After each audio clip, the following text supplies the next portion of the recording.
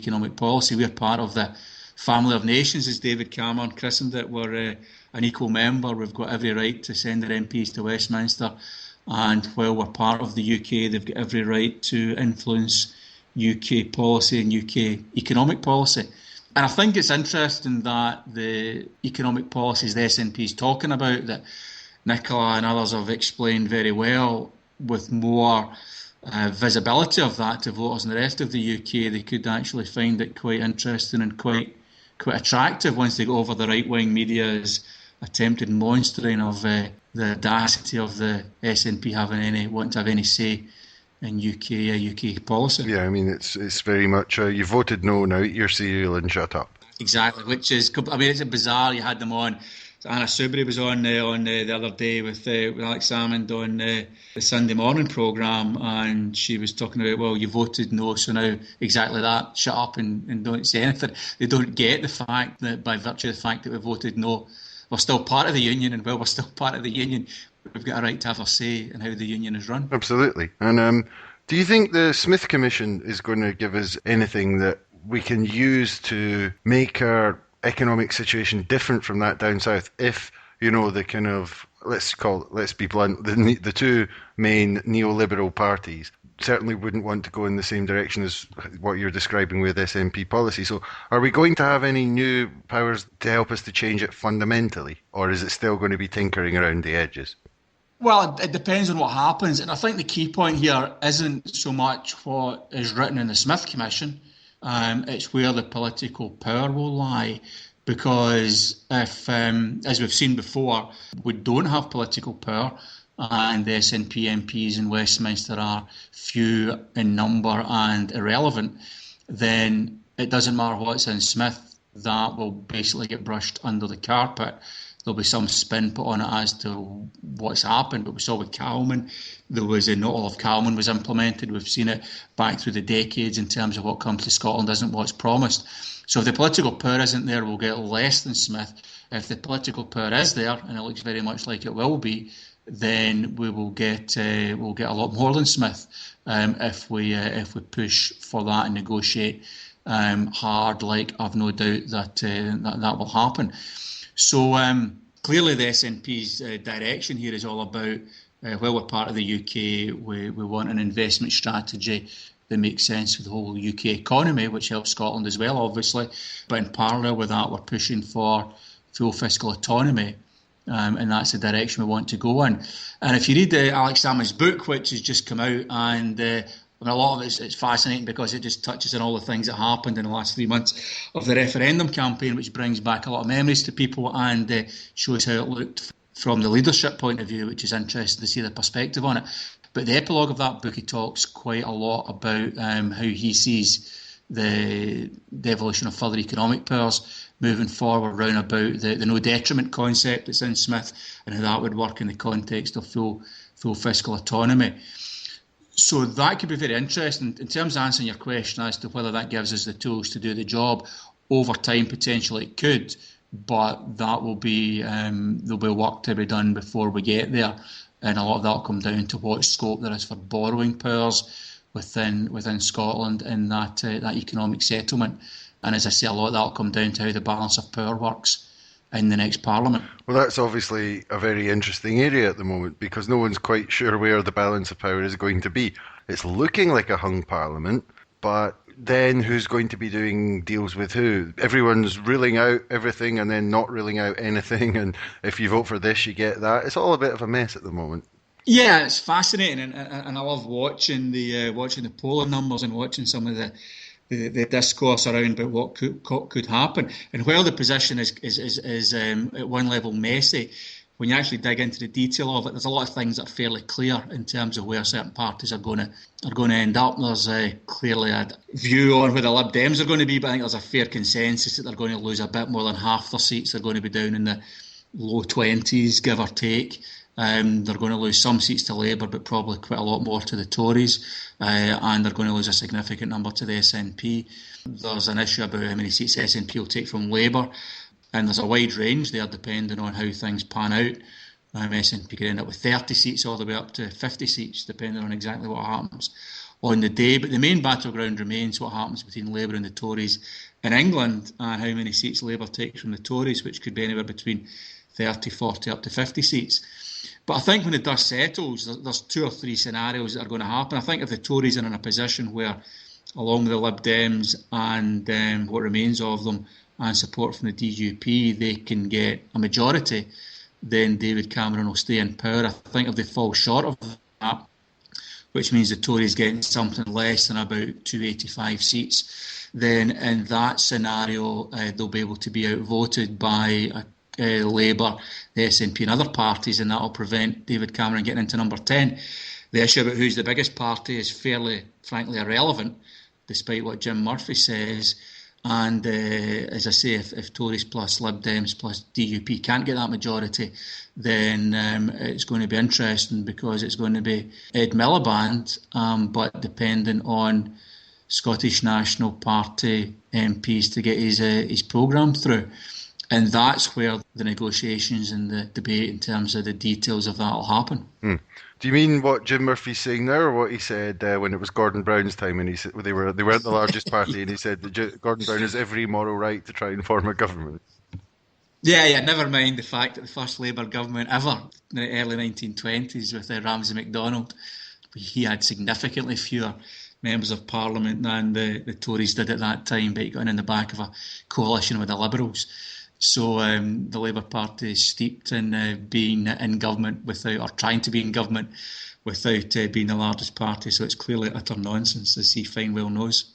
Did you see the thing, just as an aside, did you see the thing on Common Space today from the YouGov information saying that basically, I think there was about 28 indicators and Scotland was more left than England on 26 of them.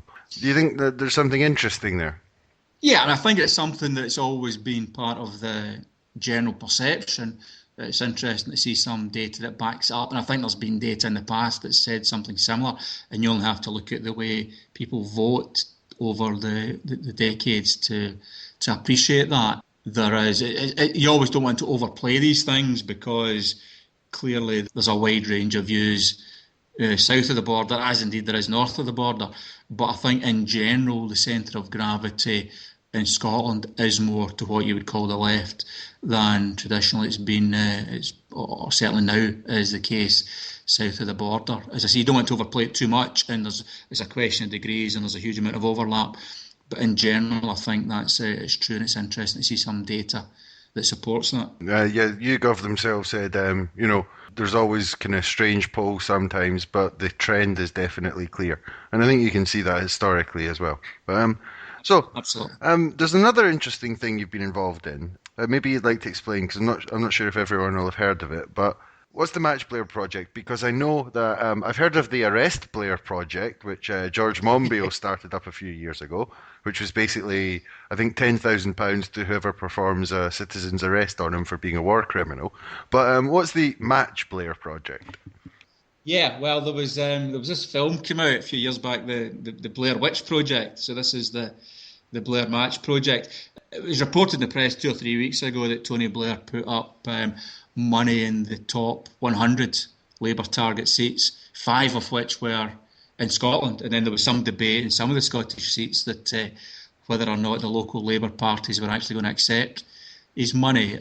So yeah, I wanted to do something to help some of the local campaigns and local candidates, SNP candidates in Scotland, and clearly they're struggling against a lot of the money from all 3 parties, the UK parties coming from down south. So I decided to match Blair and put in what he'd done, £1,000 into each of 5 Scottish SNP campaigns in 5 Scottish constituencies to match the 5 Labour constituencies he was supporting. So I've been travelling around the country handing over much needed cash to support some local SNP campaigns, which has been great. Yeah, I'll enjoy it. Well, that's certainly putting your money where your mouth is. But one of the interesting things I found in this story is that some of the Labour candidates wanted to reject the money and then were told that they couldn't.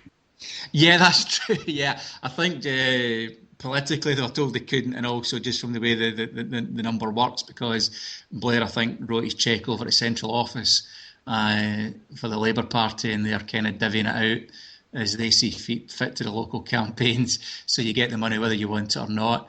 What I'm doing is handing over cheques to local candidates paid right into their local campaign funds, so the money goes straight to them. So is there a way for other people, if they wanted to donate or do something similar, is there a way that they can get involved? Absolutely, yeah. Hashtag Blair Match Project if you've got the wherewithal to do it, and I'm lucky enough to be in a position where I can afford that, and people should put in what they can afford. But if you're fortunate enough to be able to afford that, then go pick a constituency and give them the £1,000 to help them with their local funding. There's no shortage of things to spend the money on, be it leaflets, campaign rooms, posters, you name it.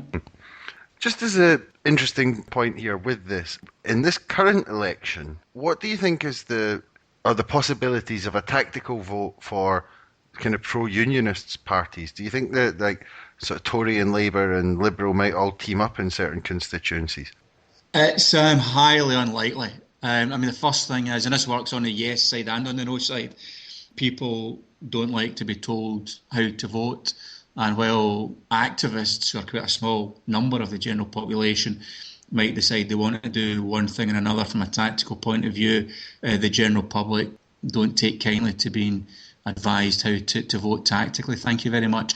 And I've met Green voters on doorsteps that are going to vote Green, and they know that the Greens aren't going to win, but that's what they believe in, and that's how they want to vote, and good luck to them. So people will do that regardless. Some people will look at it and decide, I'm going to vote SNP this time and Green or Socialist next time, and that's their choice.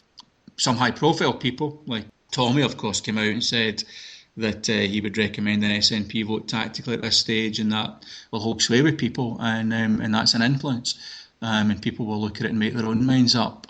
Clearly, it's only SNP candidates that have got a chance of winning seats in Westminster. So anybody that does want to make a difference, I would recommend that's what they do.